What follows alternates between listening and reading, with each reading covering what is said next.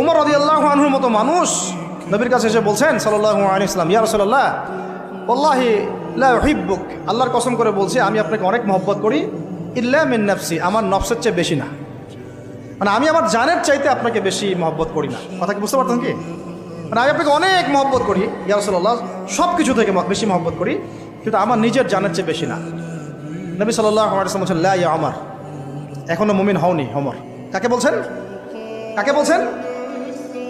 জান্নাতের সার্টিফিকেট প্রাপ্ত একজন মানুষকে, লা ইয়া ওমর, এখনো হওনি।